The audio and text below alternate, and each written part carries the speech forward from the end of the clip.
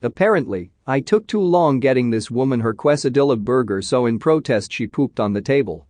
Cops were called and a fun time was had by all. Waiters of Reddit, what's some ducked up crap you overheard while waiting tables? So glad to see you again, viewer. It's been so long. I hope you still remember me. I'm Andrew, your narrator. While you're here, why not hit like and subscribe so we don't miss any more story times together. If you don't, I'll tell your girlfriend you're cheating on her. Oh wait, you don't have a girlfriend. Ha, we got a simp over here. Anyways, hope you did that. Let's get to the good stuff. You see here people cheating on their partners more than I expected. Had a guy cry right before I gave them dessert menus. He was just saying over and over again, "You make me feel like a failure," to his wife. I just dropped them off and said, "Whenever you're ready."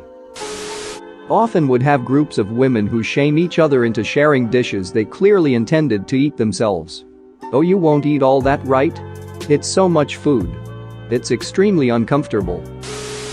I served this table who got a phone call that their son had been in a horrible car accident just as they got their food. Their reaction was super rough. I was clearing a table at a 40th when I heard the mother of the birthday boy, a lady I would guess was in her 70s, loudly proclaim, "40 years ago today, son, my pussy was wrapped around your head."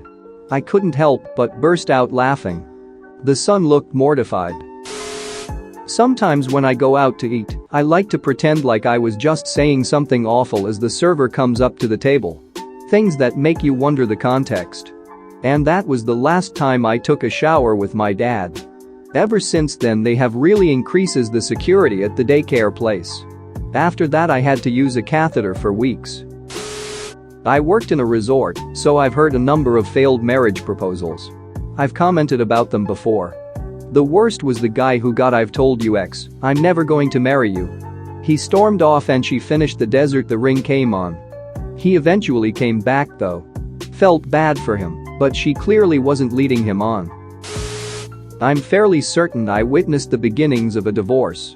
I don't remember the specifics, but it started out as a normal couple, but soon turned to a lot of "why didn't you tell me, you should have, can we not do this in public?"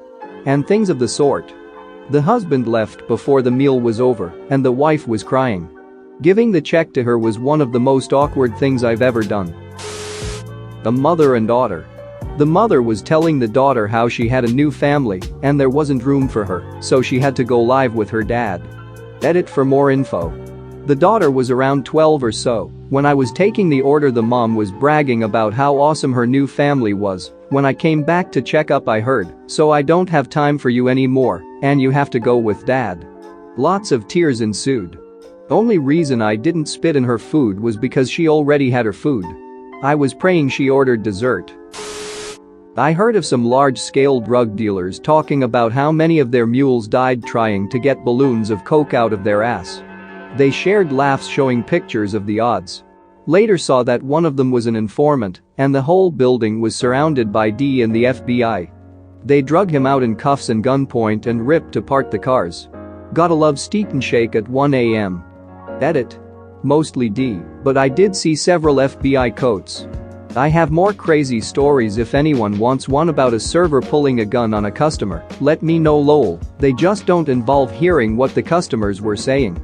It's a Steak and Shake at Rosemont in Chicago. Once we had a table, a middle-aged couple, hashing out their divorce over some very expensive steaks. It was clear the husband had initiated the conversation and probably did so in a restaurant to prevent a blowout argument. The wife was very unhappy and inquired about the woman he played tennis with. Based on his reaction, she wasn't far off the mark. They were seated in the middle of a fairly intimate restaurant, so most of the patrons and staff could hear. We all felt really bad for her. Had a two-top come in around 7 o'clock at night. Seemed pretty normal, older Spanish-looking man with a little Asian girl. Long story short, we gave out coloring paper and crayons for the little ones. So by the time I got to bussing my table to seat another, I found the little girl's paper and in red crayon was written, "Call the police." At the time I was pretty sure it was the little girl just messing around, but I do not take something like this lightly. Human trafficking is a thing. So I informed my manager and we called the police. Turns out it was not a human trafficking situation, thank goodness, false alarm, but you can't be too careful. My girlfriend and I have both waited on a dominatrix and a client of hers more than once. It was weird, but not nearly as weird as you might expect. She makes him wear women's underwear under a strategically poorly button-down shirt so people could potentially see his pink sheer bra and tips really well. Usually asks the hostess for one of the more experienced servers and explains the situation to him or her beforehand. Definitely a little odd, but not like she was pegging him at the table or anything. Not an overheard, but the most ridiculous thing I saw was a group of people that came in often. They were called the gypsies because they split themselves up into groups smaller than our mandatory 20% tip size, but would pick up their plates and migrate between the various tables. On top of this, they would never tip. It was a huge distraction having all these people walking around with hot food while we were trying to do our job. They were noisy and loud and always sent back food and in general were not nice to deal with.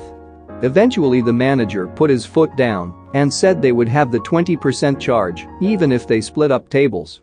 Put an end to practice. This was at an Outback steakhouse.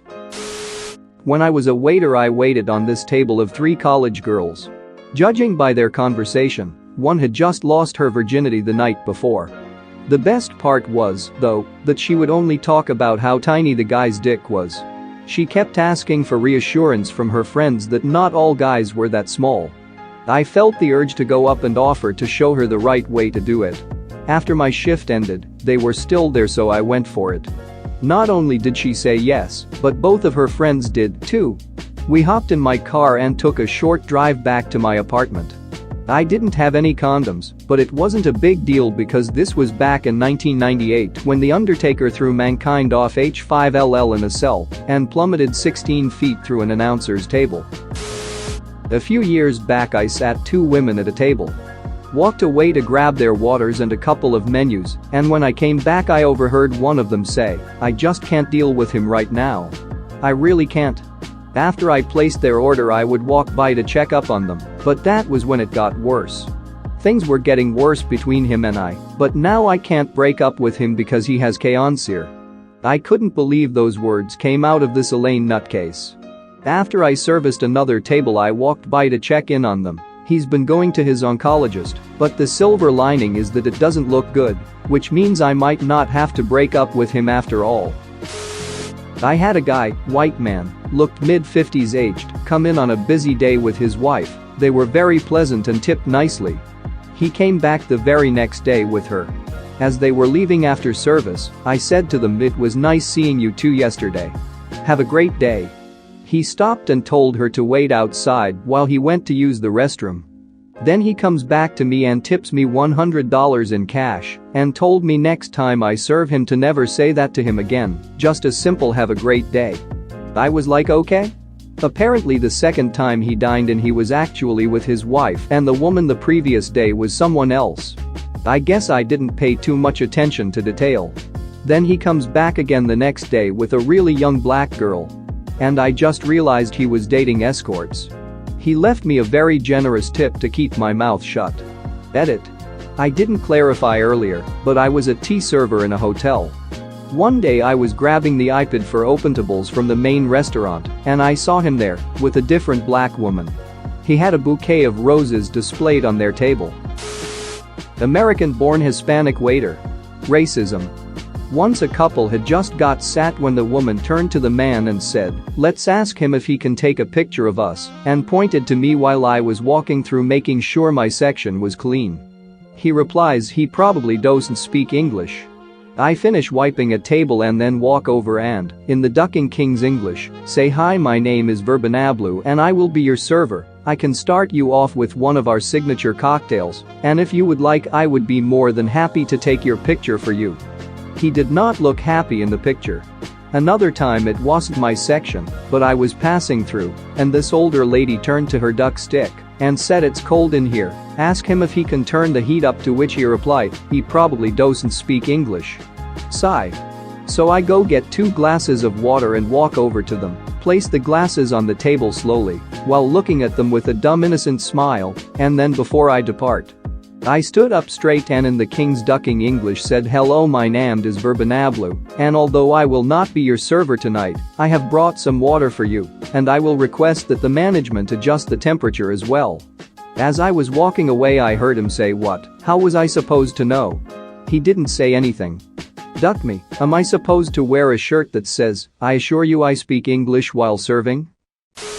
Thanks for watching. What did you think of the story time? Let me know in the comments below. If you liked the video, smash that like button and subscribe so you don't miss any more story times.